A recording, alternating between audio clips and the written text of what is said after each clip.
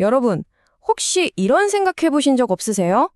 아놀드 토인비나 E.H. 카 같은 위대한 역사가들은 왜 그렇게 역사를 알아야 한다고 입을 모아 이야기했을까요?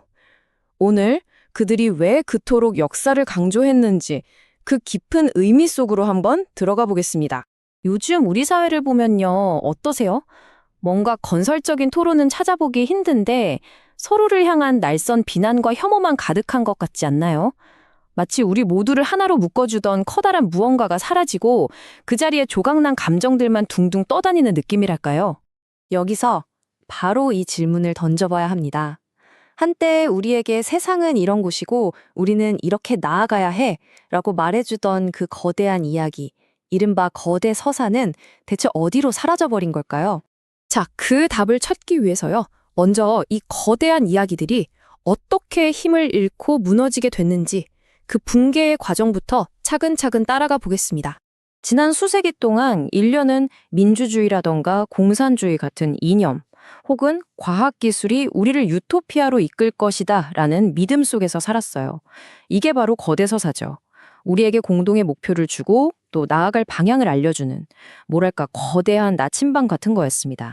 그런데 인류가 굳게 믿었던 이 진보라는 거대 서사가 20세기에 들어서면서 정말 처참하게 무너져 내립니다. 과학기술 발전의 가장 눈부신 결과물이 인류를 파괴하는 원자폭탄이었고 가장 이성적이라던 문명이 만들어낸 게 아우슈비츠의 가스실이었다는 끔찍한 현실 앞에서 인류는 깊은 충격과 환멸에 빠질 수밖에 없었죠. 이렇게 우리를 하나로 묶어주던 공동의 이야기가 사라지니까 그 텅 빈 공간을 비집고 들어온 건 바로 분열과 증오의 이야기들이었습니다. 사회는 마치 깨진 거울처럼 수많은 조각으로 나뉘어서 저마다의 방 안에서 서로를 향해 손가락질만 하게 된 거죠. 이런 위기 속에서 사람들은 자연스럽게 우리의 뿌리, 우리의 근원을 돌아보게 됩니다. 바로 역사 말이죠. 도대체 역사란 무엇인가? 이 근본적인 질문을 다시 던지기 시작한 겁니다. 이 질문을 두고 오랫동안 아주 팽팽한 논쟁이 있었어요. 한쪽에서는 역사는 과학이다. 과거에 있었던 사실을 있는 그대로 기록하는 것이라고 주장했고요. 다른 한쪽에서는 아니다. 역사는 예술에 가깝다.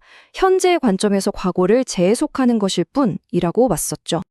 근데 이게 정말 딜레마인 게요. 양쪽 다 문제가 있어요. 역사가 그냥 사실만 나열하는 거라면 그건 그냥 전화번호부랑 다를 게 없잖아요. 우리랑 아무 상관없는 죽은 지식이죠. 반대로 역사가 그냥 개인의 의견일 뿐이라면 네 생각도 맞고 내 생각도 맞다는 식의 허무주의에 빠지게 되고요. 바로 이 팽팽한 논쟁의 한가운데로 역사가 E.H. 카가 등장합니다. 그리고 이 낡은 이분법을 아주 멋지게 뛰어넘는 정말 강력한 통찰을 제시하죠. 그 유명한 말이죠. 역사란 과거와 현재의 끊임없는 대화이다.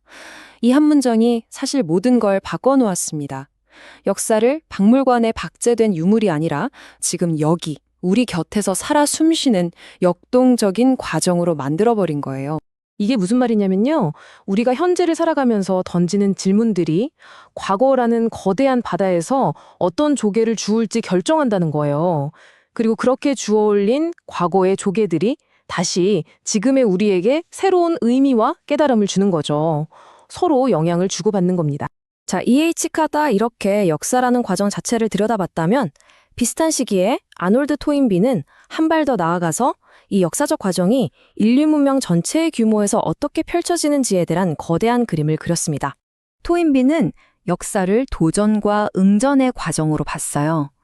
어떤 문명이 기후변화나 외적의 침입 같은 거대한 도전에 직면했을 때 그 사회의 창조적 소수가 얼마나 잘 응전하느냐에 따라 문명의 흥망성쇠가 결정된다는 겁니다.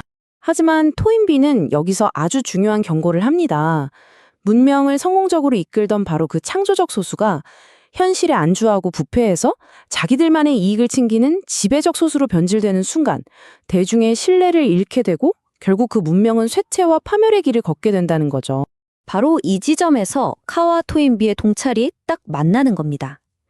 두 사람의 이야기는 지금처럼 분열되고 방향을 잃은 시대에 왜 우리가 다시 역사를 붙잡아야 하는지 그 이유를 너무나도 명확하게 보여주고 있어요. 그들의 주장을 종합해보면 역사는 한 사회의 기억과 같아요. 우리가 기억을 잃으면 내가 누군지, 어디로 가야 할지 모르잖아요? 마찬가지로 사회가 역사를 잃는다는 건 과거에서 배우지도 못하고 미래를 향한 방향 감각마저 상실하는 일종의 사회적 치매에 걸리는 것과 똑같다는 겁니다. 결국 우리가 역사를 공부한다는 건 단순히 옛날 이야기를 외우는 게 아니에요.